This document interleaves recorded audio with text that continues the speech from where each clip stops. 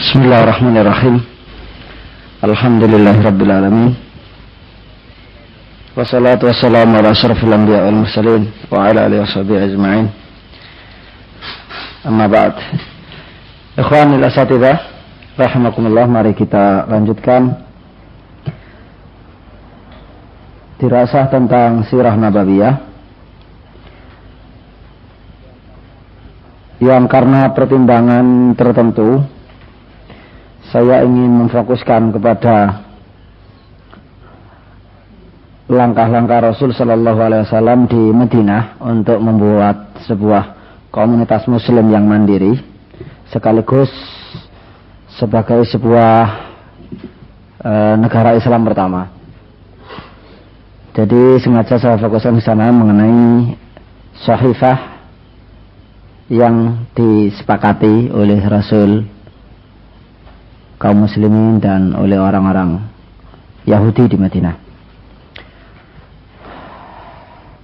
Tatkala Rasulullah Sallallahu Alaihi Wasallam sampai di Madinah, seperti yang sudah kita ceritakan tadi, beliau melakukan 3 langkah untuk membangun negara yang sudah lama dicita-citakan oleh Rasul Sallallahu Alaihi Wasallam. Langkah pertama, begitu beliau tiba di sana, beliau membangun masjid. Jadi pertama beliau membangun masjid sebagai lembaga keagamaan, sosial dan pendidikan. Masjid difungsikan oleh Rasul Sallallahu Alaihi Wasallam sebagai lembaga keagamaan, sebagai tempat ibadah untuk menunaikan berbagai macam ibadah yang diserukan dikerjakan di masjid, termasuk yang rutin salat berjamaah. Kemudian digunakan juga oleh Rasul sebagai tempat pendidikan. Memang saat itu di zaman Rasulullah belum ada kesadaran namanya ilmu pendidikan, ya, membedakan pendidikan dan dakwah itu tidak ada. Di zaman Rasul Sallallahu Alaihi Wasallam, dakwah dan pendidikan itu sama, masuk di dalamnya. Ya dakwah, yaitu pendidikan, pendidikan ya dakwah. Belum dipilah-pilah seperti yang ada sekarang. Jadi ada lembaga pendidikan, ada lembaga dakwah dan seterusnya. Di situ Rasul Sallallahu Alaihi Wasallam mendidik para sahabatnya membuat majelis-majelis ta'lim. Kemudian sebagai juga fungsinya masjid itu sebagai lembaga sosial, di mana banyak hal yang bersifat mengatur masyarakat itu banyak dilakukan di masjid. Ya, sampai-sampai masjid itu juga sebagai tempat menerima tamu, sebagai tempat pengobatan, ya, sebagai tempat musyawarah untuk keperluan umat Islam. Jadi sangat urgen sekali lembaga masjid, sehingga tepat apa yang dilakukan Rasul dan menjadi teladan bagi kita semuanya untuk memfungsikan masjid dengan semaksimal mungkin. Kemudian yang kedua, Rasulullah Sallallahu Alaihi Wasallam menciptakan persaudaraan yang nyata dan efektif antara orang-orang Islam Mekah yang hijrah dan orang-orang Islam Madinah yang membela, yang menerima mereka, yaitu orang Muhajirin dan Ansar. Satu orang oleh Rasul Sallallahu Alaihi Wasallam diikat dengan ikatan persaudaraan dengan seorang yang lain. Ya, misalnya Abu Bakar radhiyallahu an diikat persaudaraan oleh Rasul dengan Kharijah ibni Zuhair. Umar bin Khattab disaudarakan oleh Rasul Sallallahu Alaihi Wasallam dengan Itban ibnu Malik. Begitu seterusnya. Jadi itu sudah contoh. Katanya saat itu yang ada 90 orang. 90 orang. Nah, langkah pertama dan langkah kedua persaudaraan dan pembangunan masjid, itu semuanya dilakukan oleh Rasul sallallahu alaihi wasallam untuk konsolidasi umat Islam. Jadi masjid sebagai lembaganya, kemudian mu'akhah itu sebagai alat lain yang efektif untuk mensaudarakan antara dua orang. Sekalipun tidak begitu, hukum asal itu setiap muslim bersaudara, tapi Rasul ingin lebih dari itu. Suatu persaudaraan yang sangat kuat sifatnya, bahkan saking kuatnya antara dua orang yang terikat dalam akad mu'akhah ini saling mewarisi. Jika yang satu meninggal, maka saudaranya ini berhak mewarisi. Sampai kemudian Allah Subhanahu wa taala membatalkan akad mu'akhah itu yang sifatnya mewarisi, saling mewarisi, dengan diturunkannya salah satu ayat dalam surat Al-Anfal, wa ulul arhami ba'duhum aula bi ba'din fi kitabillah. Bahwasanya masalah mewaris dikembalikan kepada ulul arham, kepada hubungan kekerabatan.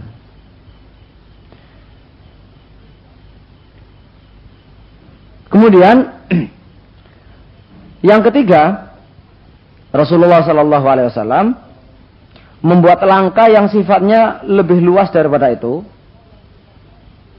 yaitu beliau mengadakan perjanjian yang tertulis atau yang disebut dengan piagam, yang menekankan pada persatuan yang erat di kalangan kaum muslimin dan kaum Yahudi. Piagam yang menjamin kebebasan beragama bagi semua golongan. Juga piagam yang berisikan penekanan kerjasama dan persamaan hak serta kewajiban dari semua golongan atau bagi semua golongan dalam kehidupan sosial politik, untuk mewujudkan pertahanan dan perdamaian, dan juga untuk menetapkan wewenang bagi Nabi Shallallahu Alaihi Wasallam untuk menengahi. Jadi Nabi punya wewenang ditetapkan dalam piagam itu untuk menengahi dan memutuskan segala konflik atau perbedaan yang ada di antara para penandatangan piagam itu. Nah, dengan demikian, ikhwan fillah, langkah-langkah Nabi Shallallahu Alaihi Wasallam tersebut, kalaupun dibaca dengan ilmu politik modern, itu merupakan langkah-langkah yang sangat hebat, teramat hebat. Jadi diakui oleh setiap orang yang membaca sejarah Rasul Sallallahu Alaihi Wasallam. Nah, dengan demikian maka apa yang dicita-citakan oleh orang Madinah sendiri itu terwujud. Sehingga Rasulullah Sallallahu Alaihi Wasallam satu-satunya orang yang acceptable, jadi satu-satunya orang bisa diterima oleh semua golongan. Dengan demikian konflik bisa diperkecil atau sudah bisa diredam dengan adanya langkah-langkah Nabi itu, terutama yang ketiga. Nah, inilah keberhasilan Rasulullah Sallallahu Alaihi Wasallam dalam membuat kekuatan politik yang bisa menjamin terlaksananya sebuah ajaran agama Islam secara sempurna. Nah, di dalam piagam Madinah itu dengan piagam Madinah itu berarti telah tercipta sebuah kehidupan sosial politik. Ada nuansa sosialnya secara teratur dan juga ada nuansa politisnya.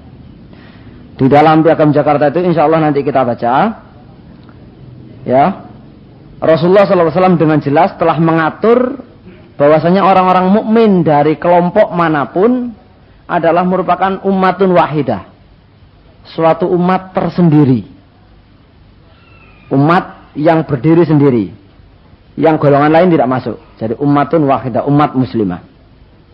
Tetapi itu dalam pasal 1 ya, pasal 1. Angka-angka 1 itu kita sebut pasal untuk memudahkan. Biasanya begitu kalau dibaca dengan teori modern. Jadi pasal 1 menyebutkan innahum ummatun wahidah min duninas. Jadi umat Islam dari kelompok manapun, Ansor, Muhajirin atau yang lain, itu adalah merupakan satu kesatuan umat tanpa golongan-golongan yang lain. Tetapi dalam pasal berikutnya, pasal 25, pasal 35 nanti kita dapatkan bahwasanya Yahudi dan kaum mukminin juga merupakan satu umat. Kalau yang pertama itu ummatun wahidah, umat yang didasarkan kepada agama. Perekatnya adalah agama, ukhuwah imaniyah.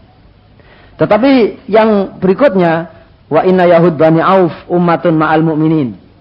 Yahudi Bani Auf adalah satu umat bersama-sama kaum mukminin. Di sini adalah kehidupan sosial politik di situ. Jadi kontraknya kontrak sosial. Jadi ikatannya adalah ikatan sosial politik karena kepentingan bersama untuk perdamaian dan pertahanan bersama. Alhamdulillah. Nah, begitu kagumnya orang-orang yang mempelajari sirah Nabawi ini. Kalau yang saya maksud kagumnya di sini ada kebanyakan orang-orang non-muslim ya. Kalau orang muslim sudah wajar mengagumi nabinya. Tetapi orang-orang sejarawan dari orang-orang kafir yang membaca sirah Nabawi, khususnya tindakan Rasul menetapkan Shahifah ini sekaligus isi muatan daripada Shahifah ini, maka sangat luar biasa diukur apalagi zaman itu.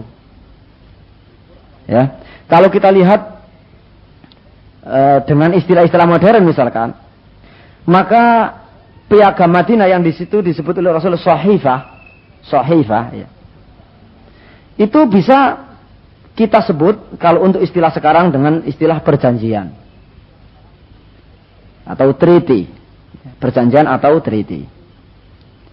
Nah, perjanjian ini kalau menurut istilah sekarang apa sih perjanjian itu? Perjanjian itu adalah mengandung pengertian suatu perjanjian antara dua atau lebih golongan.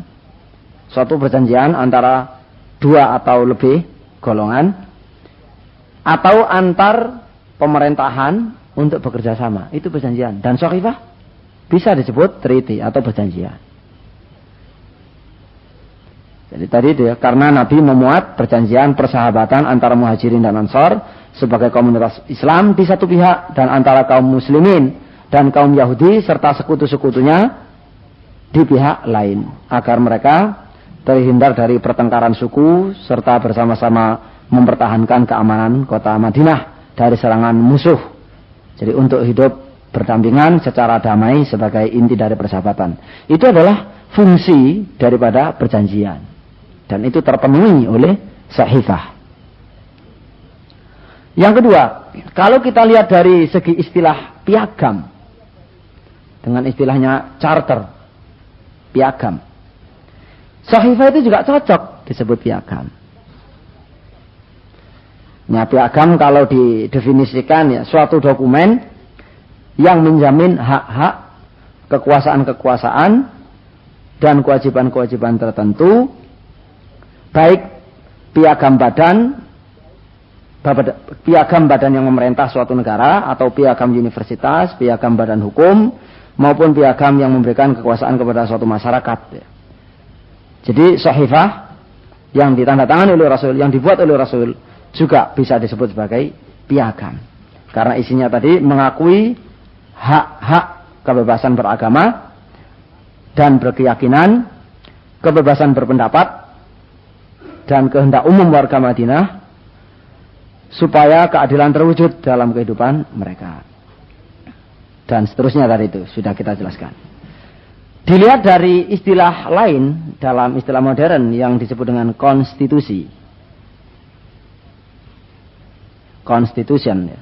Maka Shahifah Madinah juga masuk dalam kategori konstitusi.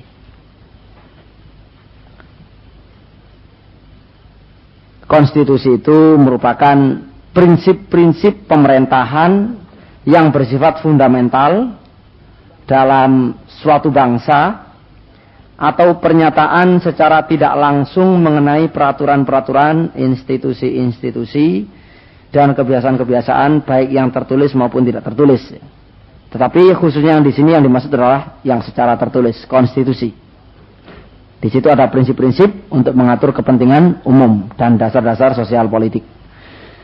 Bukan filah. Jadi begitulah keistimewaan Shahifah yang juga berisi hak-hak manusia, hak-hak hidup bersama, kebebasan beragama sebelum orang-orang Barat mengenal yang namanya piagam tentang hak-hak manusia. Kita mengenal bahwasanya hak-hak yang diakui oleh Barat itu, yang dikumandangkan pertama kali adalah lahir kira-kira ya 700-an tahun setelah Piagam Madinah, baru ada yang disebut dengan Magna Carta itu tahun 1215 Masehi. Nah setelah itu terus berkembang abad 17, 18, 19 sampai abad 20. Tapi Islam Rasulullah SAW sudah mendahului dengan Shahifah yang begitu hebat. Akan tapi alhamdulillah ada beberapa yang penting untuk kita pelajari. Banyak orang menyelewengkan pemahaman ya tentang Piagam Jakarta, Piagam Madinah, yang biasanya disamakan dengan Piagam Jakarta. Ya.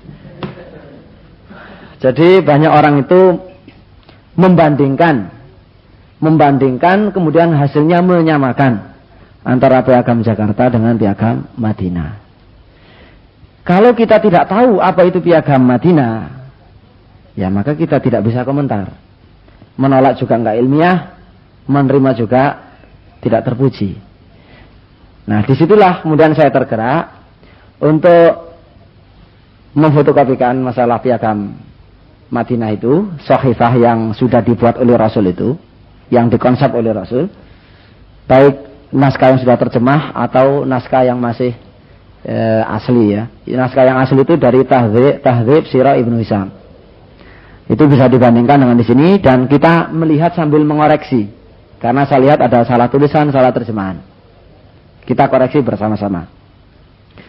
Teks Piagam Madinah. Terjemahan dan perbedaan redaksi antara dua versi. Memang ada dua versi, cuma yang saya sebut di sini hanya satu versi. Versi Ibnu Ishaq. Versi Ibnu Ishaq. Ada versi lain selain versi yang dimukakan oleh Ibnu Ishaq, yaitu ya Ibnu Ishaq dan Ibnu Hisham ya. Yang kedua versi yang dikemukakan oleh Abu Ubaid Al-Qasim Ibn Salam. Abu Ubaid Al-Qasim Ibn Salam. Itu ada beberapa perbedaan redaksi. Ya. Nah, yang masyhur yang kita kutip di sini itu yang Ibnu Hisham dan Ibnu Ishaq. Pertama, muqaddimah Piagam. Bismillahirrahmanirrahim. Hadza kitabun min Muhammadin an-nabiyyi sallallahu alaihi wasallam. Bainal mu'minin wal muslimin min Quraisy wa Yathrib wa man tabi'ahum. Falahiqa bihim wa jahada ma'ahum. Dengan asma Allah yang Maha Pengasih dan Maha Penyayang, ini adalah kitab ketentuan tertulis konstitusi dari Muhammad Nabi sallallahu alaihi wasallam antara orang mukmin dan muslim, baik yang berasal dari Quraisy dan Madinah dan orang-orang yang mengikuti mereka, mengikuti orang mukmin ya. Kemudian menggabungkan diri dengan mereka dan berjuang bersama mereka. Jadi sekutu-sekutu kaum mukminin. Jadi ini adalah mengikat orang muslim Ansor Muhajirin dan sekutu-sekutunya. Pasal 1, innahum ummatun wahidatun min duninas. Sesungguhnya mereka adalah umat yang satu, tidak termasuk golongan lain. Jadi umat yang satu tidak termasuk golongan lain. Ini yang tadi kita sebut sebagai umat ukhuwah Islamiyah. Jadi yang direkatkan oleh akidah. Yang kedua, al-muhajirun min Quraisy ala rib'atihim yata'aqaluna bainahum wa hum yafduna aniyahum bil ma'ruf wal qisti bainal mu'minin. Golongan muhajirin dari Quraisy tetap mengikuti adat kebiasaan baik. Perlu disempurnakan, fotokopi yang Arab itu kan ditulis di sana. Allati wajadahum alaihal Islam. Jadi adat istiadat baik yang dijumpai oleh Islam, yang diakui oleh Islam saat itu. Jadi ketika Islam datang, Islam mendapati mereka punya adat yang baik, gitu loh. Jadi adat yang dijumpai oleh Islam saat itu, yang ada pada mereka kok baik, itu ribah di situ maksudnya. Jadi orang-orang muhajirin dari Quraisy tetap berada di atas landasan ribah. Yata'aqaluna bainahum, yaitu, nah di sini mungkin kalau menurut perkiraan saya ada kurang bagusnya terjemah. Ada mereka bersama-sama menerima dan membayar tebusan. Kalau menurut saya menerima tidak masuk. Yata'aqal di situ artinya yaqil ba'duhum an ba'd. Jadi mereka itu bukan sisi menerimanya, tetapi membayar tebusan bersama-sama gitu. Kalau menerimanya ya khusus ahlul qatil. Jadi keluarga korban. Cuma untuk gotong royong dalam hal memikul beban, bukan menerimanya, tapi dalam hal membayarnya. Jadi bersama-sama membayar tebusan darah mereka dan menebus tawanan mereka dengan cara yang ma'ruf dan adil di antara orang-orang mukmin. Pasal 3, wa banu Aufin ala rib'atihim yata'aqaluna, mungkin itu salah baca juga, ma'aqilahum. Bukan mu'aqalah ya. Ma'aqilahum al-ula. Wa kullu ta'ifatin tafdi'aniyaha bil ma'ruf wal qisti bainal mu'minin. Bani Auf tetap menurut rib'ah mereka, kebiasaan baik mereka yang berlaku. Mereka bersama-sama membayar tebusan darah mereka seperti semula, dan setiap golongan menebus tawanan sendiri dengan cara yang ma'ruf dan adil di antara orang-orang mukmin. Pasal keempat, wa banul Harith ibnul Khazraj, banul Harith ala rib'atihim yata'aqaluna ma'aqilahum. Itu nulis Arabnya keliru karena tidak boleh terputus. Ya kalau ejaan Indonesia. Jadi itu satu kata ya ditulis utuh satu kata. Wa kullu ta'ifatin tafdi aniyaha bil ma'ruf wal qisti bainal mu'minin. Bani Harith ibn Khazraj tetap menurut adat kebiasaan baik mereka yang berlaku, bersama-sama membayar tebusan darah mereka seperti semula, dan setiap golongan menebus tawanan mereka sendiri dengan cara yang ma'ruf dan adil antara orang mukmin. Kelima, wa banu Sa'idah. Memang banyak. Jadi kabilah-kabilah itu banyak. Butun di sana itu banyak. Banu Sa'idah ala rib'atihim yata'aqaluna ma'aqilahum al-ula wa kullu ta'ifatin tafdi'aniya bil ma'ruf wal qist bainal mu'minin. Keenam, wa banu Jusam ala rib'atihim yata'aqaluna ma'aqilahum al-ula wa kullu ta'ifatin tafdi'aniya bil ma'ruf wal qist bainal mu'minin. Ketujuh, wa banu Najjar ala rib'atihim yata'aqaluna ma'aqilahum al-ula wa kullu ta'ifatin tafdi'aniha bil ma'ruf wal qisti bainal mu'minin.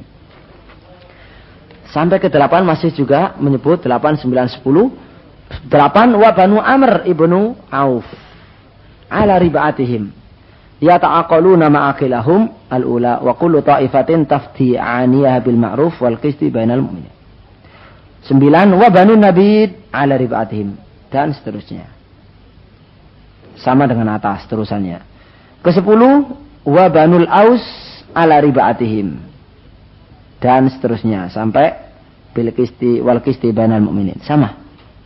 Jadi sampai nomor 10 itu Rasul menyebut secara rinci orang-orang yang ikut menandatangani sahifah itu. Ke-11, wa innal mu'minina la yatrukuna mufrahan bainahum ayyu'tuhu bil ma'rufi fi fida'in aw aqlin.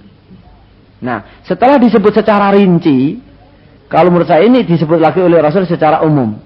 Innal mu'minin, sesungguhnya orang-orang mukmin tidak boleh membiarkan mufrohan. Mufrohan itu orang yang menanggung hutang banyak dan keluarga banyak. Itu namanya mufroh. Jadi tidak boleh orang mukmin membiarkan ada salah satu anggotanya mufroh, menanggung hutang yang banyak dan juga keluarga yang banyak. Harus diberi nafkah mereka. Jadi bainahum. Jadi hendaknya hendaknya mereka orang mukmin ini memberi dia bil ma'ruf dengan cara yang baik, fi fidain dalam hal menebus tawanan, au aklin atau membayar diat. Itulah yang saya maksud bahwasanya yakil ba'dhum ba'dhan tadi itu menurut saya itu tidak menerima, bukan dalam hal menerimanya, tapi dalam hal menanggung bebannya, membayar. Sesuai dengan di sini, wallahu alam. Terus yang pasal ke-12, wa alla yuhalifa mu'minun maula mu'minin dunah. Bahwa seorang mukmin tidak boleh mengikat persekutuan atau aliansi dengan klan mukmin, dengan keluarga mukmin tanpa persetujuannya. Ini tanpa persetujuan yang lain. Yang lainnya kembali mana? Menurut saya mukmin. Jadi mengadakan persetujuan dengan maula seorang mukmin tanpa sepengetahuan mukmin itu sendiri. Mukmin yang punya maula itu. Maula ya itu bisa banyak, mawali ya. Pokoknya orang yang dalam perwalian seseorang. Apakah budaknya yang ratusan ribuan, pokoknya maula, mawali. Jadi mengadakan persetujuan dengan maula bawahan seorang mukmin tanpa sepengetahuan dia, tanpa keikutsertaan dia. Nah, ini perlu untuk qabilinikos. Ini ya. Jadi ini agak rancu dikit. Jadi tanpa terjemahannya, tanpa persetujuan yang lainnya, enggak jelas ya, yang lainnya. Pasal 13. Wa innal mu'minina al-muttaqin ala man bagha minhum awi batagha dasi'ata zulmin au ismin au udwanin au fasadin bainal mu'minin wa inna aydiyahum alaihi jami'an walau kana walada ahadi. Sesungguhnya orang-orang mukmin yang bertakwa harus melawan orang yang memberontak di antara mereka atau orang yang bersikap zalim atau berbuat dosa atau melakukan permusuhan atau kerusakan di tengah-tengah kaum mukminin, dan bahwa kekuatan mereka bersatu melawannya walaupun terhadap anak salah seorang dari mereka, sekalipun dia si pelaku kerusakan, zalim dan seterusnya ini adalah anak mereka sendiri, harus dikeroyok. Kemudian yang ke-14, wala yaqtulu mu'minun mu'minan fi kafirin wala yansuru kafiran ala mu'min. Layak tulu mu'minun mu'minan fi kafir. Seorang mukmin tidak boleh membunuh mukmin lain sebagai kisos terhadap orang kafir yang dibunuhnya. Jadi kalau di sini juga diartikan secara umum, tidak boleh orang mukmin membunuh orang mukmin lain untuk kepentingan orang kafir. Ya, masuklah jadi secara umum. Ya, tidak boleh. Wala yansuru kafiran ala mukmin, dan tidak boleh membantu orang kafir untuk melawan orang mukmin. Jadi orang mukmin yang membunuh orang kafir tidak boleh dikisas. Karena harganya orang mukmin lebih mahal dari orang kafir. Bahkan matinya hancurnya dunia dan isinya itu masih lebih ringan bagi Allah daripada matinya, hilangnya nyawa seorang mukmin. La yaqtulu mu'minun mu'minan fi kafir. Wa la yansuru kafiran ala mu'min. Pasal 15. Wa anna zimmatallahi wahidah. Yujiru alaihim adnahum. Wa annal mu'minina ba'dahum mawali ba'din dunal nas.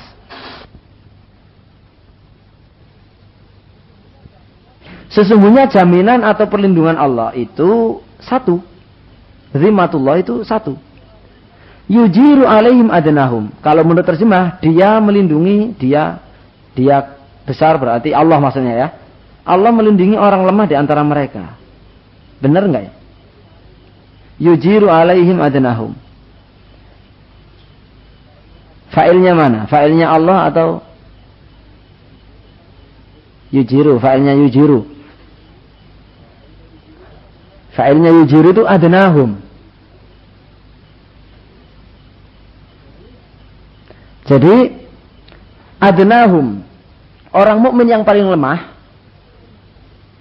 perlindungannya berlaku atas semua orang mukmin. Maksudnya begini ya, kita mengerti jiwar kan? Jiwar itu ya suaka gitu kan. Kita mengenal ada kafir ahad, mu'ahad, ada mustakman ya. Misalkan kita hidup dalam negara Islam. Orang kafir di luar yang tidak masuk ke dalam sulah, tidak ada misak, tidak ada musolahah, itu ketika masuk tidak bisa kecuali setelah mendapat jiwar oleh salah seorang Islam di dalam negeri. Dia masuk atas jiwar saya, dalam jaminan saya. Nah, ya orang kafir tadi itu bisa masuk kampung Islam kalau salah seorang kampung Islam memberi jaminan. Seandainya yang memberi jaminan ini orang yang paling lemah dari kaum muslimin, bagaimana jaminannya? Apakah mengikat dan berlaku? Berlaku. Tetap berlaku atas mereka semua. Jangan diganggu, sudah dijamin oleh fulanah. Jangankan fulanah yang perempuan yang lemah itu pun berhak untuk memberi jaminan. Itu yang saya pahami selama ini. Apa bukan orang mukmin? Adnahum juga mukmin.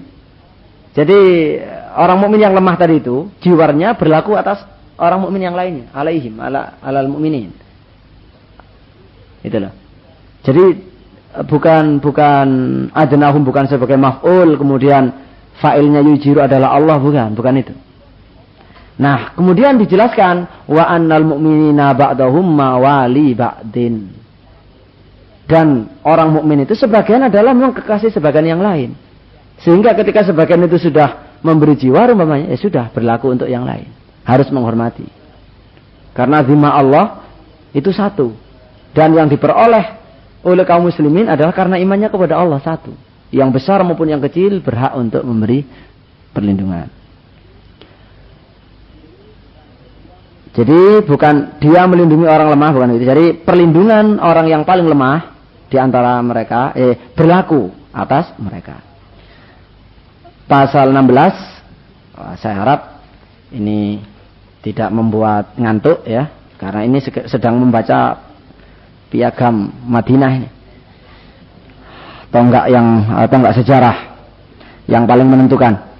Alhamdulillah. Yang ke-16, wa innahu man tabi'ana min yahud fa inna lahun nasra wal uswata ghaira mazlumin wala mutanasorin alaihim. Harokatnya wala mutanasorin alaihim, bukan mutanasirun. Ghaira mutanasorin alaihim, maf'ul. Sesungguhnya orang Yahudi yang mengikuti kita, mengikuti dari perjanjian Sakhifah, berhak mendapatkan pertolongan dan persamaan. Ghairu madzlumin, tanpa ada penganiayaan, tanpa dikurangi haknya. Wala mutanasor alaihim, dan tidak ada pertolongan terhadap musuh atas mereka. Jadi maksudnya, dan tidak boleh menolong musuh mereka itu, kasih dalam kurung saja biar nggak rancu. Ditambah diteruskan atas mereka. Tidak boleh menolong musuh mereka atas mereka. kalau orang Yahudi punya musuh, kita nggak boleh, orang Muslim nggak boleh membantu musuh Yahudi untuk melawan Yahudi. Nggak boleh itu. Wala mutanasor alaihim. Jadi orang Yahudi itu tidak, musuhnya tidak boleh kita bantu. Gitu. Musuh. Iya, orang Muslim tidak boleh membantu musuhnya orang Yahudi untuk memusuhi Yahudi. Iya, nggak boleh karena sudah terikat perjanjian itu. Tapi kebetulan waktu itu kok nggak ada komunitas Muslim lain ya. Waktu itu nggak ada komunitas Muslim lain kecuali masuk dalam Shahifah di sini. Kemudian yang ke-17, wa inna silmal mu'minin wahidah. La yusalimu mu'minun duna mu'minin fi qitalin fi sabilillah illa ala sawa wa adlin bainahum. Sesungguhnya perdamaian orang-orang mukmin itu satu. Tidak dibenarkan seorang mukmin membuat perjanjian damai sendiri. Nah ini dimasukkan di sini saya. Tidak boleh, misalkan ada komunitas mukmin lain itu.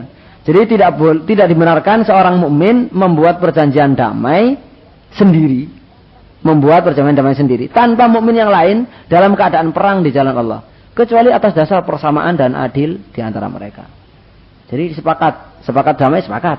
Jangan sebagian damai sebagian tidak. Itu tidak dibenarkan di situ. Karena silmnya adalah satu. 18. Wa inna kulla ghaziyatin ghazat ma'ana yu'aqibu ba'duha ba'da. Ini juga mungkin perlu dicermati. Sesungguhnya setiap pasukan yang berperang bersama kita, satu sama lain harus saling bahu-membahu. Ini coba yu'aqib ba'duha ba'da.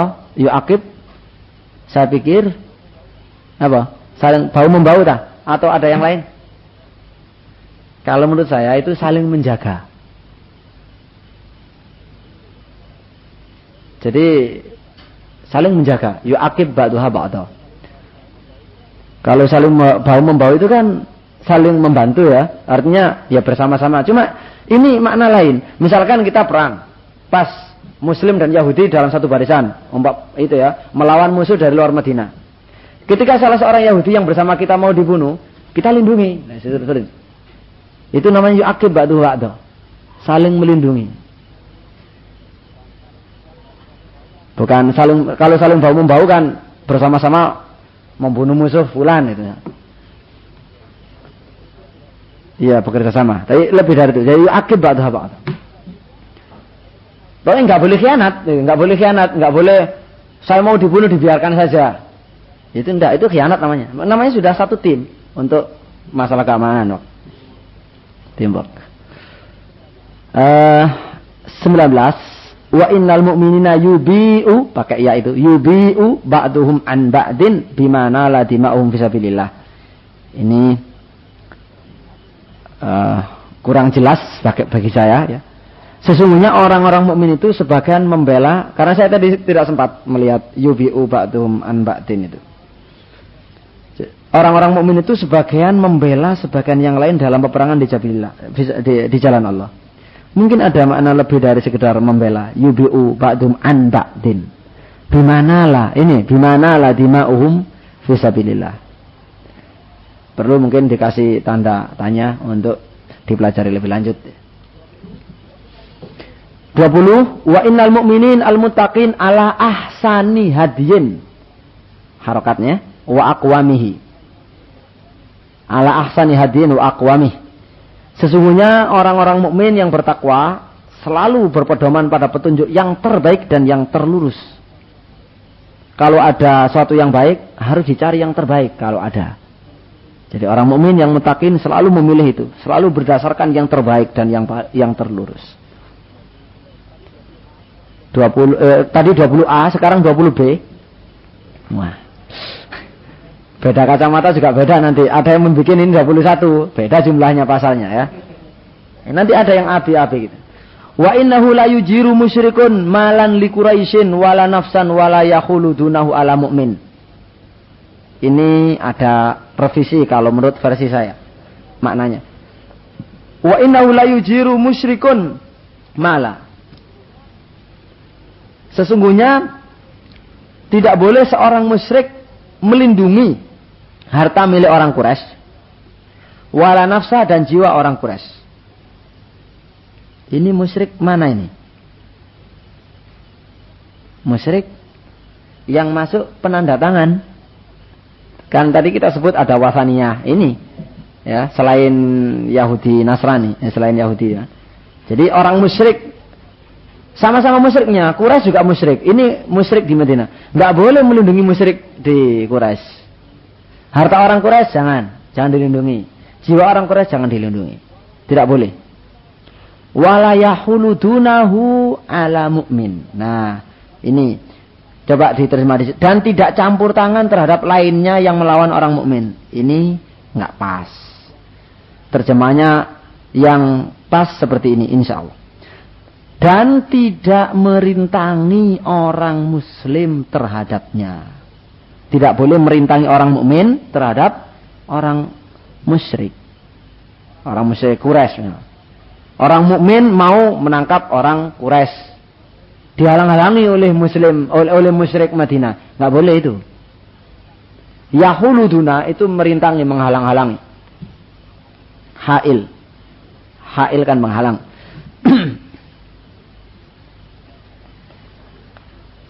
Pasal 21. Wa annahu man i'tabata mu'minan qatlan an bayyinatin fa innahu qawadun bihi illa ayjarda waliyul maqtul bil aqli wa innal mu'minina alaihi kaffah wa la yahillu lahum illa qiyamun alaihi. Ini ada makna yang kurang lengkap ya. Sesungguhnya wa annahu man i'tabata mu'minan, sesungguhnya barang siapa membunuh seorang mukmin, i'tabata mu'minan ini artinya membunuh dengan sengaja tanpa kesalahan ya. Ya seperti dalam syarat-syarat qatlul amad itu kan. Siapa yang membunuh mukmin dengan sengaja, qatlan an bayyinah, dengan sebuah pembunuhan yang cukup bukti, fa innahu qawadun bihi, maka dia harus dikisos karenanya. Dia harus dikisos karenanya. Illa ayyarda waliul maqtul, kecuali jika wali kurban ridha dengan tebusan. Ya sudah, cukup. Enggak usah qisas. Al-aql ya, diyat. Wa annal mu'minina alaihi kafah. Dan orang-orang mukmin ini seluruh orang mukmin bersatu untuk menghukumnya.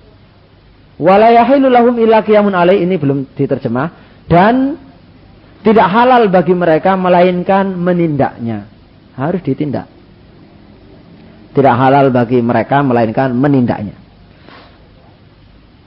Pasal 22. Wa innahu la yahillu lil mu'minin aqarra bima fi, kurang bimanya. Aqarra bima fi hadhihi sahifah wa amana billahi wal yawmil akhir ayan surah muhdisan wala yu'wiyahu wa anna man nasarahu aw awahu fa inna alaihi la'natullah wa ghadabah. Laknata ya, isim inna, la'natullah wa ghadabah yaumal qiyamah wa la yu'khadhu minhu sarfun wala adlun. Tidak halal bagi seorang mukmin yang telah mengakui isi piagam ini, sahifah ini, dan dia iman kepada Allah dan hari akhir, tidak halal ayan surah muhdisan, menolong orang yang berbuat jahat. Wala yu'wiyahu, dan juga memberi tempat perlindungan, menyembunyikan, yu'wiyah, menyembunyikan, memberi tempat perlindungan, tidak boleh. Dan barang siapa yang menolongnya dan menyembunyikannya atau memberi perlindungan kepadanya, maka atasnya adalah laknat Allah dan murkanya pada hari kiamat, dan tidak akan diterima daripadanya rasa penyesalan dan juga tebusan. Tobat dan tebusan tidak akan diterima daripadanya. Pasal 23. Wa innakum ma makhtalaftum fihi min syai' fa inna maraddahu ilallahi wa ila Muhammad. Sesungguhnya bila kamu, apapun yang kamu perselisihkan, maka putusan akhirnya berdasarkan atau kembali kepada Allah dan kembali kepada Muhammad sallallahu alaihi wasallam. Inilah penobatan Muhammad sebagai kepala negara. Yaitu punya jadi satu-satunya orang yang berwenang untuk memimpin Madinah, memutuskan segala apa yang perlu diputuskan, yang sifatnya kebijakan mengikat bersama itu. 24. Coba nanti kita tanyakan, kira-kira yang tidak ada dalam piagam Jakarta itu yang mana? Supaya tidak disamakan. Sama enggak setelah kita belajar nanti. Wa innal yahud yunfikuna ma'al mu'minin madamu muharibin. Sesungguhnya kaum Yahudi bersama orang-orang mukmin bekerja sama dalam menanggung biaya perang selama mereka mengadakan peperangan bersama. Orang Yahudi mengeluarkan infak, orang mukmin mengeluarkan infak. Yang pasal 25, wa inna yahud bani Auf, Yahudi bani Auf ummatun ma'al mu'minin. Lil yahud dinuhum walil muslimina dinuhum. Mawalihim wa anfusihim illa man zalim wa asim fa innahu la yutihu illa nafsah wa ahla baitih. Yahudi Bani Auf adalah satu umat bersama orang-orang mukmin. Ini umat politik ini. Jadi diikat oleh perjanjian tadi ini, kontrak sosial ini. Dan bagi orang Yahudi adalah agama mereka. Bagi orang Muslim adalah agama mereka.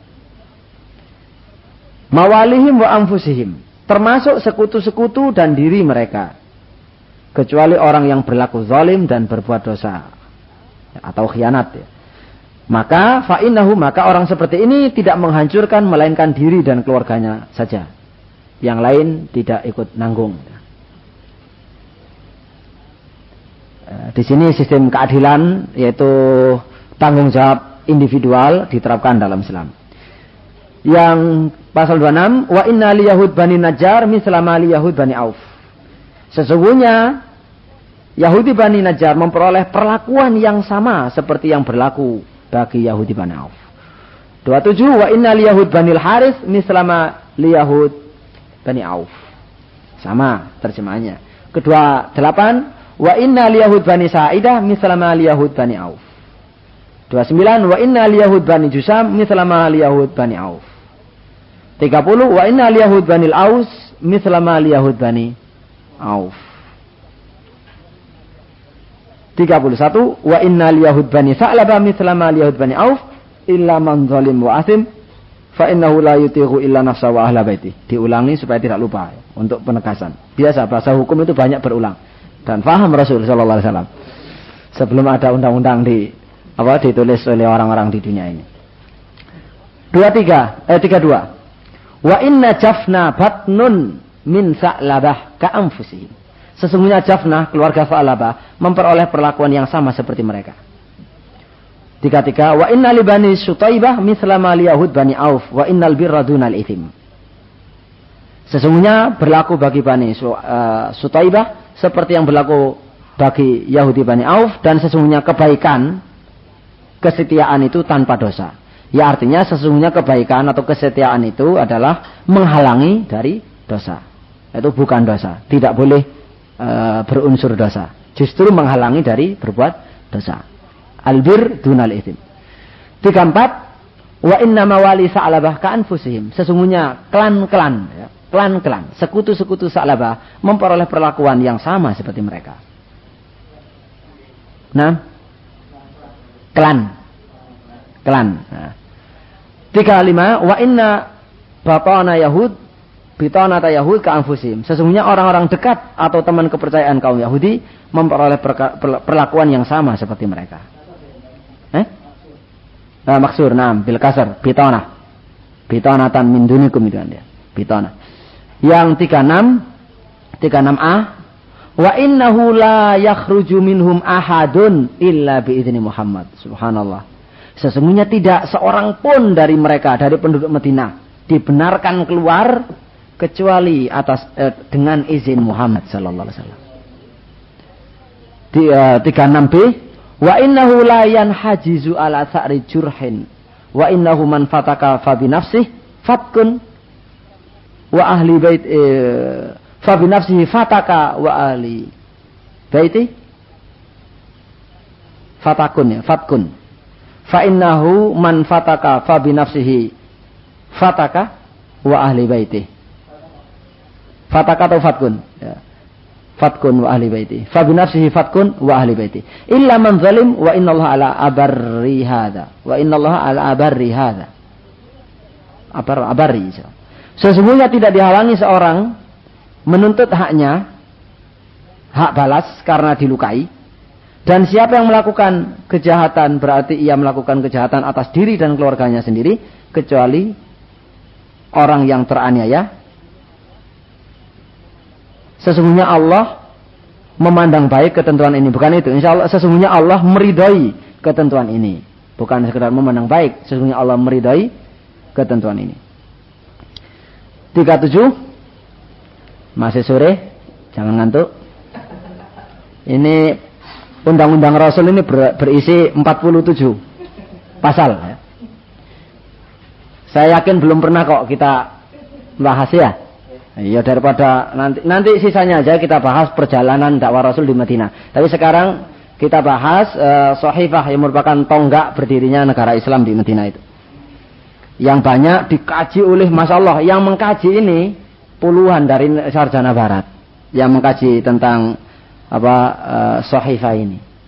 Apa itu disertasi, apa itu tesis, apa itu tulisan lepas. Yang penting adalah tulisan-tulisan ilmiah.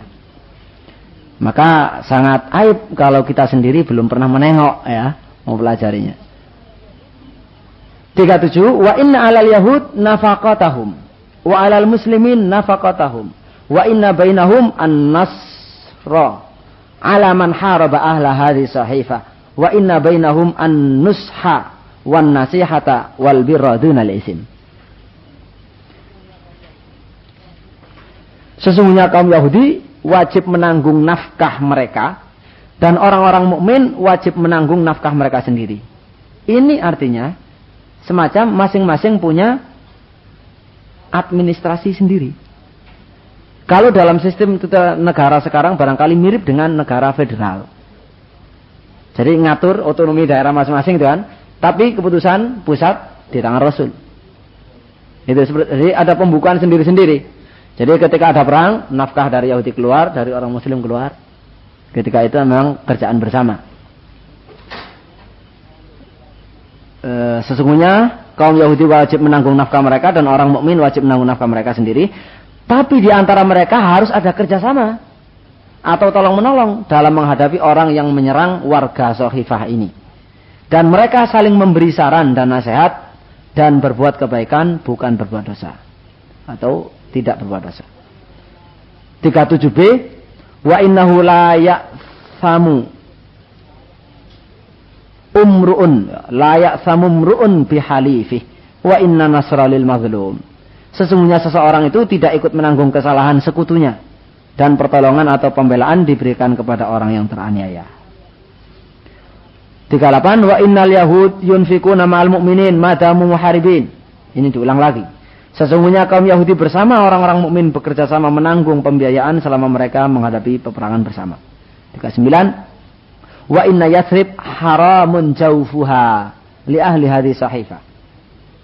Tolong itu terjemahannya. Sesungguhnya Yathrib dan lembahnya suci bagi warga Sahifah ini.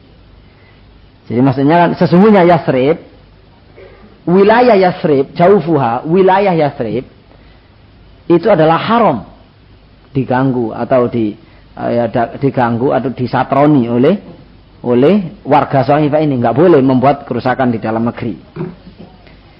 Yang ke-40, wa innal jarakan nafsi ghaira mudarin wala athim. Sesungguhnya tetangga itu seperti diri sendiri. Tidak boleh dimudarati dan tidak boleh diperlakukan secara jahat. Sama lah. Jadi tetangga itu ya sama dengan diri kita masing-masing gitu. Wa innahu la tujaru hurmatun illa biidzni ahliha. Sesungguhnya seorang wanita, tetangga wanita tidak boleh dilindungi kecuali atas izin keluarganya. Melindungi seorang mukminah atau seorang wanita tetangga itu enggak boleh sebelum diizini keluarganya. Di 42 wa innahu ma kana baina ahli hadhihi sahifah min hadath aw istijar yukhafu fasadu fa inna ma maraddahu ila Allah wa ila Muhammad Rasulullah sallallahu alaihi wasallam wa inna Allah ala atqa ma fi hadi sahifah wa abarri. Sesungguhnya bila di antara pendukung, di antara penandatangan sahifah ini terjadi suatu peristiwa atau perselisihan yang dikhawatirkan menimbulkan bahaya atau kerusakan, maka penyelesaiannya menurut ketentuan Allah dan Muhammad Rasulullah sallallahu alaihi wasallam, dan sesungguhnya Allah membenarkan dan memandang baik sahifah ini. Allah meridai sahifah ini. Itu terjemah bebasnya begitu. Memang redaksinya zaman Rasul ala atqa ma fi hadhihi sahifah wa ala abari. Yang 43, wa innahu la tujaru Quraisyun wala man nasaraha. Sesungguhnya tidak boleh diberikan perlindungan kepada orang Quraisy dan tidak pula kepada orang yang membantu Quraisy. Tidak boleh. Quraisy dan sekutunya tidak boleh diberi perlindungan oleh siapapun dari penandatangan ini, baik oleh orang Yahudi atau orang musyrik, tidak boleh. Terus 44, ada yang terputus ya. 44 itu di situ ada wa inna bainahumun nasr gitu. Wah, tadi enggak bawa yang teks asli. Wa inna bainahum an-nasra. Terus apa ya? Nomor 4 belum, yang asli belum dinomori ya. Iya, ya insyaallah antum cari sendiri nanti. Inna bainahum an-nasra. Oh ini. Wa inna bainahum an-nasra alaman dahama Yathrib. Iya. Sesungguhnya di antara mereka harus ada kerjasama, tolong menolong untuk menghadapi orang yang menyerang kota Yathrib. Yathrib. 45, wa idza du'u ila sulhin yusalihuna wa yalbisuna fa innahum yusalihunahu. Tulisannya juga keliru. Wa yalbisuna wa innahum idza du'u ila mithli dzalika fa innahu lahum 'alal mu'minin illa man haraba fiddin. Apabila mereka pihak musuh diajak untuk berdamai, mereka memenuhi ajakan damai dan melaksanakannya, maka sesungguhnya mereka menerima perdamaian itu dan melaksanakannya. Dan sesungguhnya apabila mereka orang-orang mukmin diajak berdamai seperti itu, maka sesungguhnya wajib atas orang-orang mukmin menerima ajakan damai itu, kecuali terhadap orang yang memerangi agama. Ini membantah mentah-mentah analisa-analisa dari para penulis barat, bahwasanya Rasul dan para sahabatnya itu adalah tidak pernah berperang atas konflik agama atau atas kepentingan agama, melainkan berperang untuk ghanimah atau mencari harta misalnya. Itu adalah banyak sekali yang menolak masalah itu. Di antara yang masalah sahifah ini. Jadi peperangannya itu atas dasar agama, bukan kepentingan ekonomi atau kepentingan politik. Bukan hanya konflik politik dan ekonomi, tapi agama. Agama itu yang menjadi ukuran, sehingga man qatala litakuna kalimatullahi al-ulya fahuwa fisabilillah, itu menjadi ukuran ya. Ya maklum orang-orang barat seperti itu karena memang ada bias ideologi dan metodologi kan. Jadi ideologinya enggak sama. Mereka materialis, tidak mengenal pahala, tidak mengenal akhirat, sehingga yang namanya mati syahid, orang mencari ridha Allah itu mereka enggak kenal. Ketika membaca orang-orang mukmin, ya pakai kacamata mereka. Jadi selalu dianalisa dengan yang sifatnya material. Nah, seperti ketika Rasulullah hijrah dari Mekah ke Madinah, mereka menganalisanya enak saja. Muhammad hijrah dari Mekah ke Madinah karena kehidupan di Madinah dari segi ekonomi lebih menjanjikan daripada Mekah. Itu. Nah, semacam ini, kalau kita tidak membaca sejarah, sulit untuk membantah secara ilmiah. Ya pasti tidak setuju, pasti. Tapi kalau kita langsung emosi, biasanya mereka nggak terima. Ndak, kita bukan emosi, ngomong yang ilmiah kan gitu biasanya.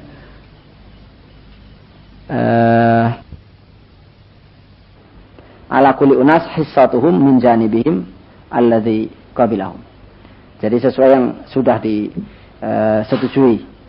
46, wa inna yahud al-aus mawaliyahum wa anfusahum ala mithli ma li ahli hadhihi sahifah ma'al birril mahd min ahli hadhihi sahifah wa innal birra dunal ism la yaksibu kasibun ila ala nafsih wa innallaha ala astaqima fi hadhihi sahifah wa abari. Sesungguhnya kaum Yahudi Aus sekutu dan diri mereka memperoleh hak dan kewajiban seperti apa yang diperoleh kelompok lain pendukung Sahifah ini, serta memperoleh perlakuan yang baik dari semua pemilik Sahifah ini. Sesungguhnya kebaikan berbeda dari kejahatan. Ya, sekali lagi ini terjemahnya beda-beda terjemahnya ini. Untuk membedakan, untuk menerjemah al-birru duna al-ithim. Ada 3 kali, 3 versi terjemahan juga oleh penerjemah yang satu. Sesungguhnya Allah membenarkan dan memandang baik, meridai apa yang termuat dalam Sahifah ini. 37 terakhir, wa innahu la yahulu hadzal kitabu duna zalim au asim. Wa innahu man kharaja amin wa man qa'ada amin bil Madinah illa man zalim wa asim illa man zalam. Innallaha jarun liman barra wa atqa wa Muhammad Rasulullah sallallahu alaihi wasallam. Sesungguhnya tidak ada orang yang akan melanggar ketentuan tertulis ini kalau bukan pengkhianat dan pelaku kejahatan. Jadi gitu. Sesungguhnya tidak ada yang merintangi kitab ini, melainkan dia itu hanyalah orang yang zalim dan orang yang berbuat dosa. Dan siapa yang keluar maka dia aman. Dan siapa yang duduk di Madinah dia tetap aman. Kecuali orang yang zalim dan berdosa. Sesungguhnya Allah pelindung bagi orang yang berbuat baik dan bertakwa, dan Muhammad adalah Rasulullah sallallahu alaihi wasallam.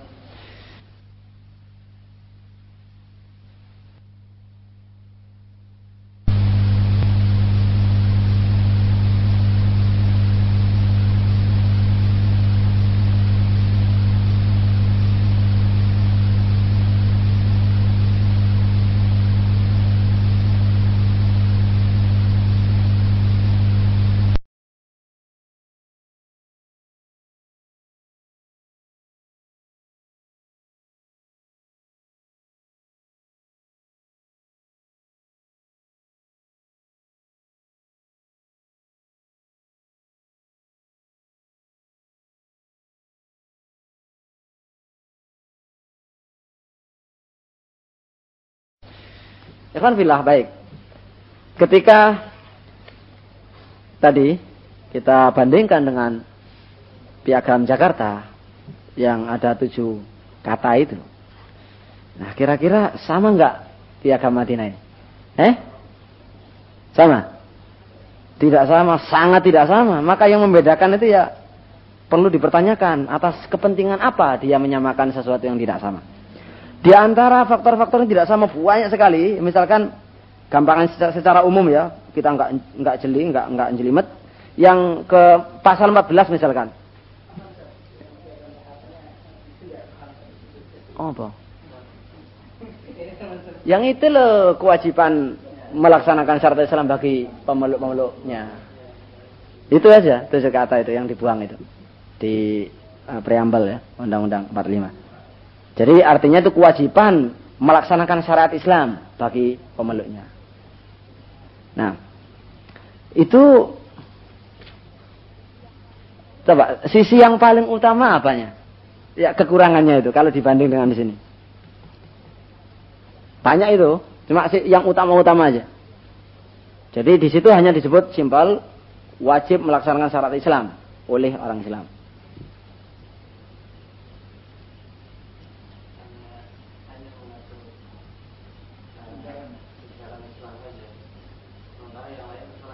Iya. Jadi tidak jelas di situ.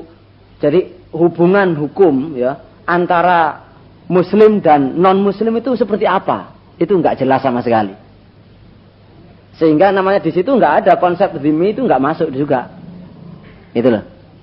Jadi hak dan artinya ya, jadi hak dan kewajiban orang-orang non muslim tidak disebut. Terus hubungan antar keduanya itu polanya seperti apa tidak disebut.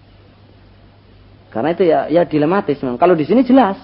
Kemudian tidak dan lagi yang kedua, yang terpenting, otoritasnya itu adalah di tangan orang Islam. Jadi kalimatul fasal, jadi kata putus itu di tangan Muhammad sallallahu alaihi wasallam. Seandainya Piagam Jakarta itu adalah dikatakan misalkan ya kalau ada apa-apa maka yang memutuskan adalah umat Islam. Itu baru Piagam Madinah. Itu enggak, jadi sangat jauh. Itulah. Itu di antara kekurangannya atau sangat tidak sama. Kalau kita lihat misalkan poin-poinnya pasal 14 enggak ada keterangan. Di sini kan jelas. Orang mukmin tidak dikisos karena orang kafir. Di situ nggak ada. Kemudian juga tadi yang sudah kita sebut pasal 23 tidak ada, pasal 22 juga tidak ada. Pasal 36 tidak ada. Ya intinya dua yang sudah kita sebut. Nah, mana? Aina sa'ah. Kurang? Jam 9. Baik, barangkali ikhwah ada yang bertanya? Nah. Iya, Yasrib Mas.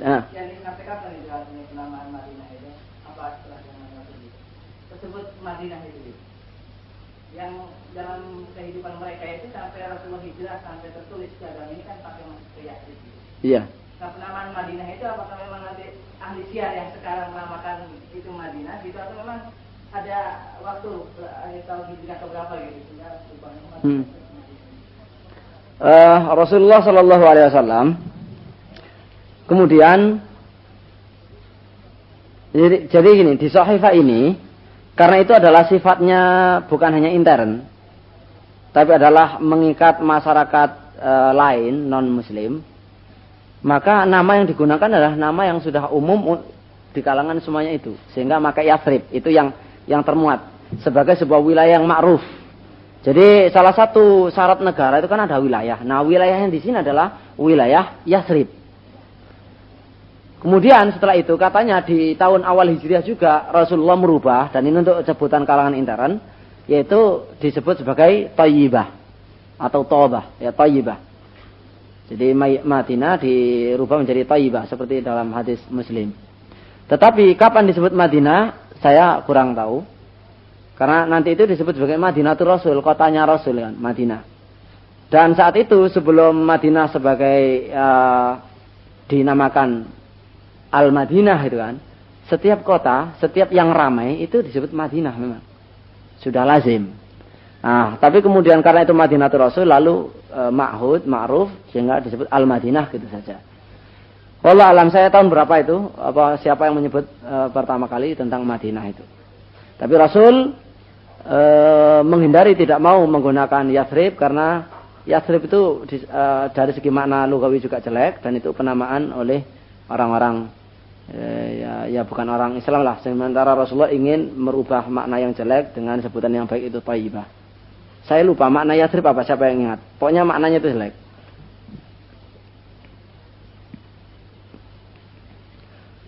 Nah, ini yang lain? Ya. Piagam Madinah.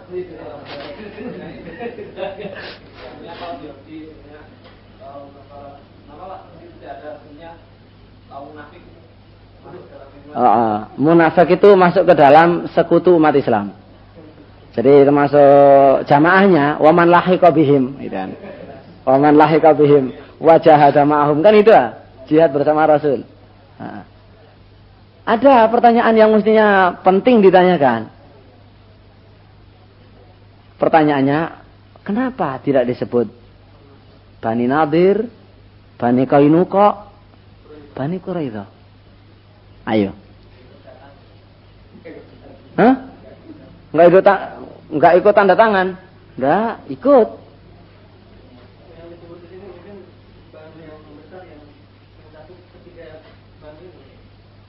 Sebenarnya kalau dari sebesar-besaran ya besaran mereka.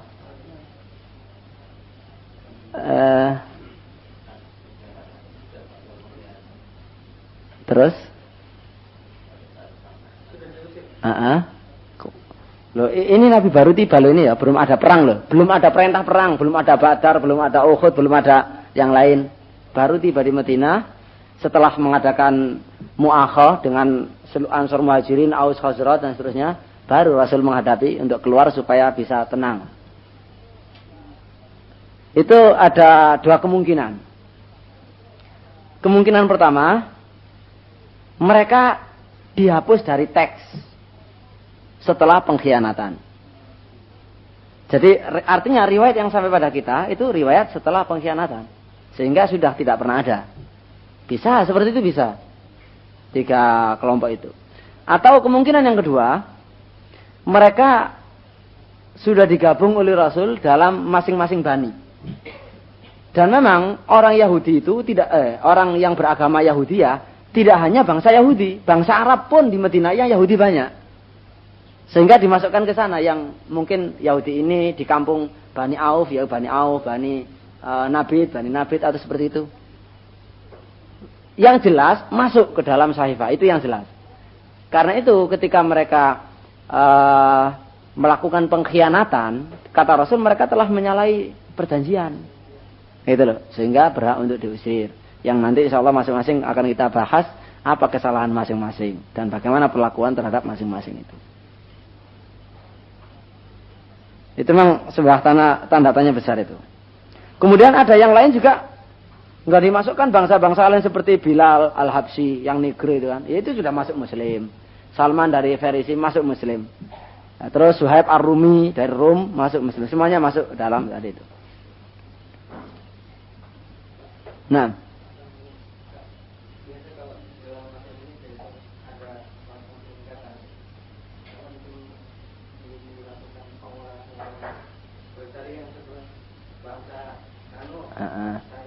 Sama dengan yang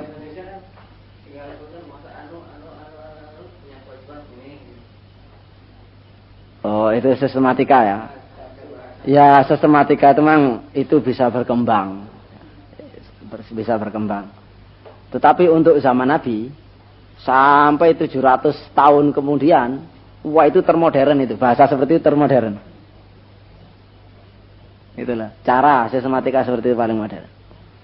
Sekalipun tidak ada titik koma di dalam tulisannya ya. Nggak ada tanda baca itu nggak ada wis. Silahkan direka-reka sendiri diamnya di mana. Nah seperti tadi penghitungan pasal itu kan juga oleh salah satu kacamata. Bisa saja kita menyendirikan menjadi lebih dari 47 pasal. Ya nggak ada. Cuma untuk bahasa sekarang kalau kita baca menggunakan kriteria piagam atau perjanjian tadi itu ada itunya. Dia masuk munafikin. Dia pimpinan orang munafik.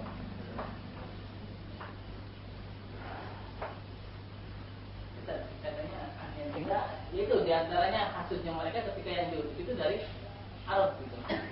Ada 2 alasan memang. Dari mana asal mulanya Yahudi di Yasrib itu? Itu sebelumnya adalah Yahudi yang ada di Syam. Di saat kerajaan Romawi yang beragama Kristen berkuasa dan menduduki Syam, orang Yahudi dikejar-kejar karena mereka meyakini yang menyalib Yesus adalah Yahudi.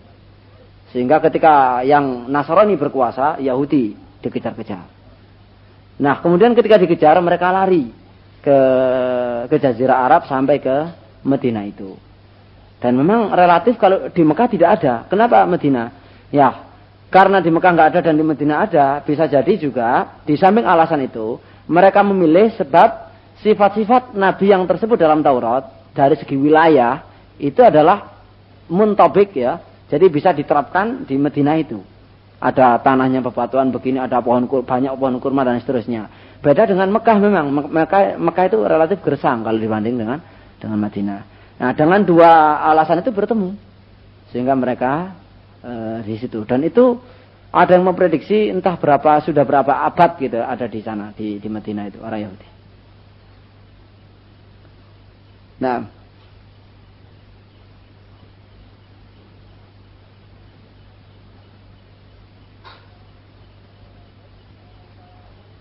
baik, kita simpulkan lagi ya, kita ulangi lagi tadi itu antara pasal 1, pasal 25 dan 35 masalah umat tadi itu ya.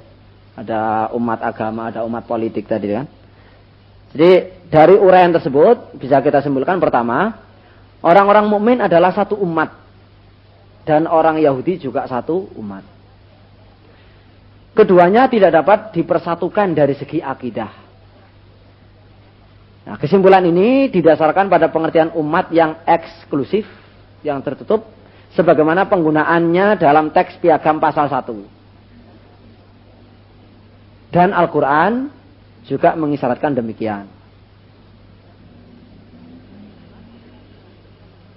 Namun karena ketetapan-ketetapan lain dari Piagam memberikan hak dan kewajiban yang sama kepada mereka, sebagai akan dijelaskan, sudah dijelaskan tadi, maka kedudukan dua umat itu adalah paralel.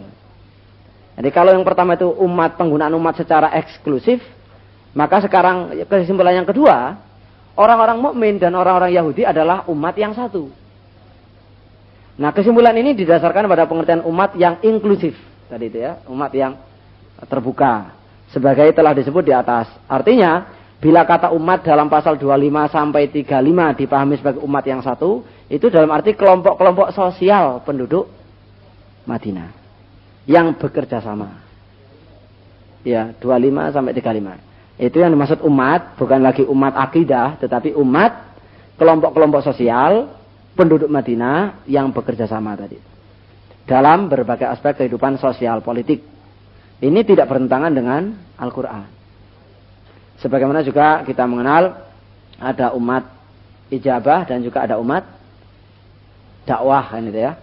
Ada penggunaan umat dakwah yaitu umat manusia secara umum, kemudian umat ijabah adalah umat Islam yang sudah menjawab dakwah Rasul sallallahu alaihi wasallam.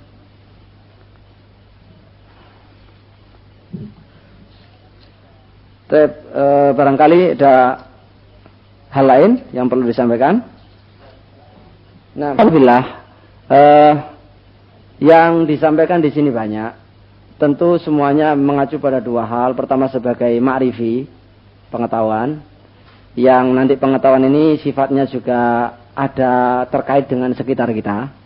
Yang kedua ada hal yang sifatnya memang aplikatif, ya, hal yang bisa langsung kita amalkan. Seperti tadi misalkan yang dilakukan Rasul ada 3 hal. Membangun masjid, mu'akhah, dan bikin sahifah. Kalau kita kaitkan dengan kita sebagai da'i atau semua asas dakwah, apa kaitannya? Mana yang bisa dilakukan? Apakah ketiga-tiganya? Apa kita bangun masjid? Iya. Apa kita bikin mu'akhah sekarang? Antara anggota mu'asasah misalnya. Kamu saudaranya ini, iya saudara ini. Hanya nggak waris gitu, iya wis. Apa boleh? Nah ini ternyata tidak bisa kita laksanakan. Ya mu'akhah seperti ini nggak bisa dilaksanakan. Itu bisa dilaksanakan. Itu hubungannya dengan bai'at. Itu bisa dilaksanakan kalau ada dalam bimbingan seorang imam wilayah, seorang khalifah. Seperti yang terjadi misalkan Sulh Hudaybiyah atau Bai'atur Ridwan ya, Bai'atur Ridwan. Bahwa semuanya adalah bersatu padu, bersumpah setia untuk membela si fulan, darah si fulan seperti itu. Itu bisa kita amalkan dalam kalau memenuhi syarat itu. Tapi kalau mu'akhah enggak. Karena masalahnya mu'akhah itu ada hubungannya dengan siapa yang berhak melakukan mu'akhah. Tentu orang yang punya otoritas. Dalam Islam tidak diberi otoritas itu kepada individu-individu kecuali kepada imam. Karena itu hubungannya juga dengan bai'at. Tidak ada bai'at yang sifatnya yang nama bai'at amal itu tidak ada. Seorang manusia yang punya hak itu hanya Rasul sallallahu alaihi wasallam. Setelah Rasul enggak ada kecuali bai'at yang dilakukan oleh imam atau kepada imam sebagai pemimpin wilayah. Jadi mu'akhah tadi intinya enggak bisa kita amalkan. Kita tanpa mu'akhah pun sudah saling bersaudara seiman. Karena itu Rasul setelah itu tidak pernah melakukan mu'akhah lagi. Tidak pernah, setelah itu Rasul tidak pernah melakukan lagi antara dua orang kamu bersaudara dengan ini. Dalam segala hal ya. Benar-benar bersaudara. Khususnya istri tadi saling tolong-menolong itu. Lebih dari saudara kandung. Ya. Itu tidak pernah lagi dilakukan oleh Rasul sallallahu alaihi wasallam. Jadi kita nggak bisa melaksanakannya. Cuma yang saya maksud tadi, sumpah setia itu tidak bisa kecuali dalam sebuah komunitas, ya, dalam sebuah komunitas. Ya, misalkan kalau di zaman Rasul itu dia sudah sebagai kepala negara ya. Misalkan di suatu masyarakat kita dalam keadaan negara tidak stabil, kemudian ada fulan yang jadi korban dan seterusnya, kemudian sumpah setia, itu masih bisa dilakukan seperti itu. Sumpah setia bersama untuk membela yang mazlum, itu bisa. Tapi tidak disebut mu'akhah. Bukan itu. Pokoknya mu'akhah itu tidak lagi diamalkan. Kemudian jadi itu ikhwan fillah, tujuannya adalah sangat banyak sekali kita bisa mengenal dan semakin mencintai bagaimana Rasulullah sallallahu alaihi wasallam ya berdakwah, kemudian bagaimana jitunya Rasul dalam berpikir, dan juga ternyata benar-benar di sana ada yang namanya negara Islam, dan itu termasuk tujuan Rasul berdakwah. Sehingga Rasulullah hijrah dari Mekah ke Madinah ya untuk membentuk itu. Seandainya di Mekah bisa dibentuk seperti itu, Rasul nggak perlu jauh-jauh ke Mekah, ke Madinah.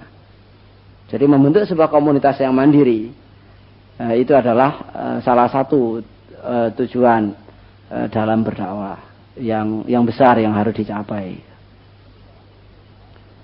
Nah, lebih dari itu kemudian, makanya setelah kita paham ini, dan apalagi selama ini belum pernah mempelajarinya, kita teruskan nanti dengan perjalanan Rasulullah SAW dalam berdakwah dengan menggunakan sarana apa saja, khususnya ini yang berkenaan dengan pokoknya perjalanan peristiwa-peristiwa besarnya ya, peristiwa besarnya memang tidak memenuhi syarat seperti misalkan saya katakan secara dalam bahkan di situ metodenya begini, materinya begini, sasarannya begini, enggak. Tapi ya atas kebijakan saya saja, karena antara pembuat ini silabinya dengan saya tidak saling komunikasi, kan saya hanya mengganti ini. Ya itulah. Jadi yang penting kita bisa memperoleh manfaat, baik itu ilmunya maupun imannya. Kita semakin iman, semakin cinta kepada Rasul, dan juga semakin mengerti masalah ini. Apalagi saya katakan tadi, ini dibahas oleh musuh-musuh Rasul, sementara kita umatnya kok tidak mengenal sama sekali. Padahal, alhamdulillah, iya, di akhir ini saya berikan gambaran bahwasanya hijrah yang tadi sudah kita bahas dan juga yang melahirkan negara Islam, itu benar-benar merupakan tonggak sejarah dalam dakwah Rasul yang paling signifikan, yang paling berarti. Dan itu diakui sampai sekarang oleh orang-orang kafir yang mempelajari itu. Dan dulu sudah disadari oleh para sahabat Rasulullah SAW, sehingga Umar bin Khattab dengan seluruh sahabat sepakat menjadikan hijrah sebagai momentum terbesar untuk menandai awal tahun hijrah Islam, tahun Islam. Padahal dalam Rasul itu banyak perjalanan, banyak kejadian yang besar. Perang Badar itu termasuk Furqan, Yaumul Furqan, tapi nggak dipilih karena masih kalah dibanding dengan hijrah ini. Jadi hijrah ini, masya Allah, benar-benar yang menentukan, titik yang menentukan dalam sejarah, sehingga disepakati awal tahun Islam. Karena rata-rata yang ada dalam bangsa-bangsa di dunia ini, setiap bangsa memiliki hitungan tahun sendiri dan selalu diawali dengan sebuah peristiwa yang terbesar dalam hidup raja mereka atau umat itu. Nah, kalau menurut orang Nasara, yang terbesar dalam hidup Nasrani adalah lahirnya Isa. Dalam Islam enggak, bukan lahirnya Rasul sallallahu alaihi wasallam. Juga bukan diangkatnya jadi nabi di Mekah, tetapi setelah jadi kepala negara di Madinah. Itu.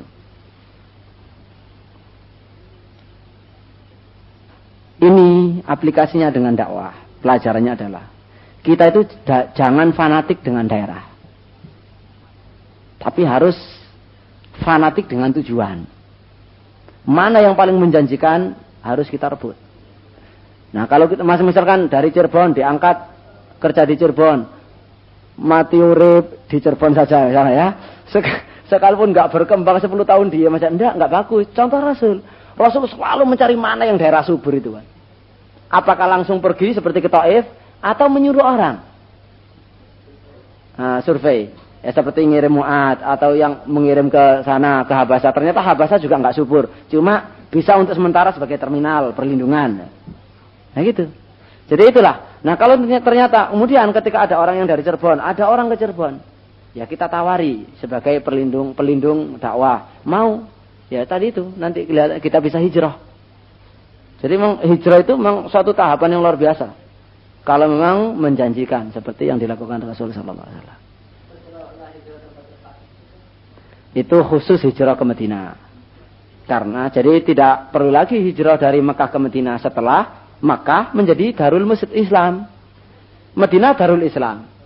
Mekah Darul Islam. Kenapa hijrah ke Madinah? Nggak ada lagi. Dan kewajiban hijrah itu. Karena hijrah itu dari Darul Kufur ke Darul Islam. Untuk mengembangkan Islamnya itu. Untuk mempertahankan Islam. La hijrata ba'dal fathi walakin jihadun wa niyyah. Nah. Sini, kalau menurut saya ini pandangan pertama, pandangan individu dulu ya. Jadi kita ini masing-masing itu punya potensi untuk bisa dimanfaatkan oleh umat. Jadi pertanyaannya di tempat mana saya lebih banyak manfaatnya? Nah, gitu loh. Saya ini lebih banyak manfaatnya itu di tempat mana? Nah, di situ yang harus kita bela. Itu pandangan individual ya. Kalau sudah antum bilang lebih baik mana di terpencar-pencar dengan membentuk sebuah komunitas tersendiri. Untuk zaman sekarang, secara pandangan secara umum, misalkan dalam satu wilayah negara, ya harus terpencar karena kita sedang merebut pasar. Ya, kita ini sedang merebut pasar. Yang perlu kita ketahui begini, bahwasanya hukum Allah tilkal ayyamu dawiluha itu terus akan berlaku di dunia ini, di dunia manapun, di belahan manapun, dan itu bisa berlaku secara tiba-tiba. Berlaku secara tiba-tiba. Karena itu kita menurut manhaj salaf itu kita tidak pernah dibolehkan membuat masalah. Tapi harus selalu siap ketika ada masalah. Nah ini yang perlu. Jadi kesiapan ini, misalkan taruhlah begini. Di dalam sebuah negara, tiba-tiba negara itu ambruk. Nah di saat ambruk itu, maka pertanyaannya kan pasti ada kekuatan baru. Siapa yang muncul? Siapa yang siap? Kita harus mengambil pelajaran dari hengkangnya Belanda dari Indonesia. Ya setelah Jepang itu kan. Setelah Jepang kemudian Belanda lagi datang ke sini. Itu setelah negara Indonesia merdeka, siapakah, pertanyaannya sebelum Indonesia merdeka, siapakah yang berjuang? Semuanya bilang Muslim. Siapakah yang mendapatkan hasilnya? Muslim? Bukan. Kenapa? Karena Muslim hanya siap berjuang, tapi tidak siap orang untuk mengisi. Yang siap mengisi waktu itu orang sekuler. Kok bisa? Karena begini. Saat itu adalah yang berjuang orang Islam. Maka tentu timbul walak barok itu berlaku saat itu. Semua yang berbau penjajah pasti dibenci. Celana pun haram saat itu. Jangankan celana ya, ilmu pun haram. Ilmu dan sistem pendidikan Belanda pun saat itu haram bagi umat Islam. Umat Islam hanya cukup dengan langgar, dengan gon ngaji, dengan masjid, dengan pesantren atau surau. Sementara Belanda saat itu sudah lembaga pendidikan ala Eropa atau Barat yang modern. Sebagai hasil dari kebangkitan di Eropa dan kemunduran di Andalus serta Turki Utsmani. Nah, karena sekolah-sekolah kemudian ketika itu Belanda mendirikan lembaga pendidikan khusus untuk sinyu-sinyu saja ya, khusus untuk bangsawan Belanda, orang Belanda lah. Lama-kelamaan karena butuh negara Belanda, penjajah Belanda ini butuh orang-orang di pemerintahan, antek-antek, mereka membuat sekolahan untuk bangsawan pribumi. Mereka sekolah. Orang Islam nggak sekolah, hanya berjuang saja, gerilya saja. Iya, sekolah nggak punya. Nah, mereka sudah duduk sebagai pejabat, antek-antek Belanda, orang Jawa tapi orang Belanda tapi kulit coklat, kan ya. Terus lama-kelamaan sekolah model Belanda dikembangkan untuk sekolah umum, rakyat juga boleh sekolah. Dan sistemnya sistem Barat, isinya Barat yang sudah difatwakan haram dan juga ya Kristen-Kristen diajarkan karena juga misi Kristen. Umat Islam semakin terbelakang. Orang-orang Jawa itu sudah banyak yang sekolah ala Barat. Orang Islam nggak ada. Semuanya hanya masih ngaji kitab, tidak pernah ngaji yang lain saat itu. Ketika Indonesia merdeka dan yang berjuang orang Islam berjuang, ya orang-orang antek itu nggak ikut berjuang, tenang-tenang saja. Begitu merdeka, mereka yang siap menempati pos-pos, di samping punya ilmu, pengalaman, berlanjut sampai sekarang. Kita selalu nggak bisa naik ke atas, selalu dijegal. Itu. Nah, makanya kita harus belajar dari sejarah, membaca dari sejarah. Nah, dalam situasi siapa yang bisa menduga saat itu kalau tanggal sekian, tahun sekian merdeka dan kita siap mengisi? Nggak ada, dan tidak terencana. Makanya sekarang ini bagaimana kita siap SDM? Kapan dibutuhkan? Ada yang tampil gitu. Dan yang namanya mengatur umat negara itu bukan, sekali lagi, ya bukan sekedar hanya dalam satu disiplin ilmu, sekalipun ilmu yang paling mulia. Karena urusannya itu rumit, banyak. Urusannya banyak. Nah, itulah yang kita maksudkan itu. Kita yang ngerti tentang manhaj salaf, yang ngerti akidah, kita pasarkan kemana-mana. Tetapi tidak kita giring setiap orang itu harus ngaji ilmu syar'i. Mendalami ilmu syar'i, enggak. Yang penting dia sudah terikat dengan dakwah yang murni ini, dia mengembangkan potensi yang diberikan oleh Allah padanya. Nanti juga bermanfaat untuk umat. Allah Ta'ala alam.